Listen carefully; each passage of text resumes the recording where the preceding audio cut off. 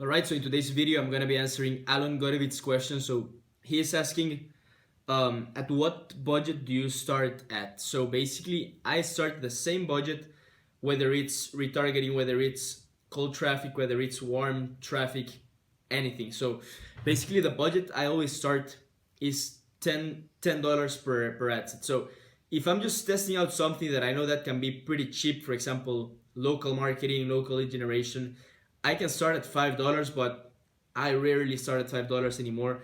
Regularly, I just start at $10. Why? Because it takes the same. It's the same. So if you start at $5, it's gonna take you 2 days to get $10 worth of information. While if you start at $10, it's gonna take you the same, just 24 hours to get the same amount of data. So when you're running campaigns, the faster that you get the data, the faster you can see if it's working, if it's not working, and you can see if you have to optimize. Maybe it's the ad, maybe it's the landing page, maybe it's the offer. So it's really, really important for you to actually see the data, and the faster you see it, the faster you'll be able to optimize. It's not that it's right or wrong to start a lower budget or to start a higher budget. It's just gonna bring you data faster. So it depends on your budget, how fast you want to move, and how fast you want to make the campaign successful. So it really doesn't make a big difference, at least on Facebook, if you started like at $5, $10. I always start at one of those two regularly. Like 10 is like the one I almost use like 95% of the times.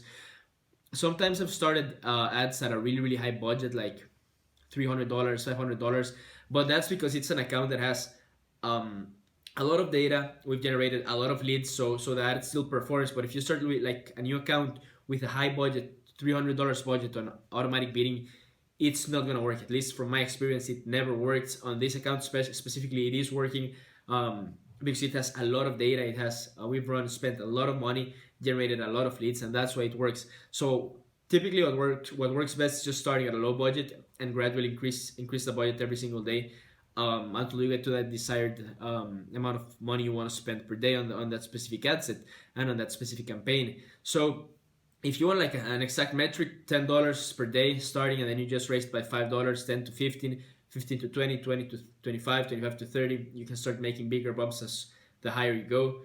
Just keep in mind the cost per lead, the cost per click, the prices will increase when you start running bigger budgets, and that's pretty much it. Sometimes I start at $20 per day, but initially, if you're just testing out, you want to start low, and then keep raising the budget to see once you want to scale.